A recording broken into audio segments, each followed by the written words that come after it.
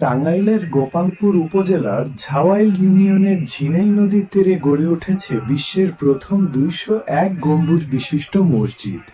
এটি heroic freedom fighter Mohammad Rafiqul Islam welfare ট্রাস্টের উদ্যোগে নির্মিত একটি ব্যতিক্রমী এবং বৃহৎ ধর্মীয় কমপ্লেক্স। ২০১৩ সালে শুরু হওয়া এই মসজিদের মূল ভবনটি ২ তলা বিশিষ্ট এবং এর দৈর্ঘ্য ও প্রস্থ ১৪৪ ফুট। মূল ভবনের ছাদে রয়েছে ৮১ ফুট উঁচু একটি বড় গম্বুজ। একে ঘিরে রয়েছে ২০০টি ছোট গম্বুজ, যা বিভিন্ন দামি রত্নপাথর দিয়ে সাজানো। মসজিদটিতে ৯টি মিনার রয়েছে, যার মধ্যে একটি মিনার দক্ষিণ পশ্চিম দিকে অবস্থিত এবং এটি বিশ্বের সবচেয়ে উঁচু ও মজবুত কংক্রিটের মিনার হিসেবে বিবেচিত।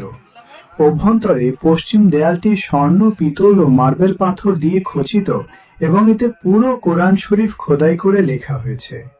একসঙ্গে এখানে প্রায় ১৫ থেকে ২০ হাজার মুসল্লি নামাজ আদায় করতে পারেন। শুধু একটি উপাসনালয় নয়, বরং এটি একটি পূর্ণাঙ্গ জনকল্যাণমূলক কমপ্লেক্স। এই কমপ্লেক্সের আওতায় রয়েছে বিনামূল্যে চিকিৎসার ব্যবস্থা, এতিমখানা, বৃদ্ধাশ্রম এবং দুস্থ ও মুক্তিযোদ্ধা পরিবারের পুনর্বাসনের ব্যবস্থা।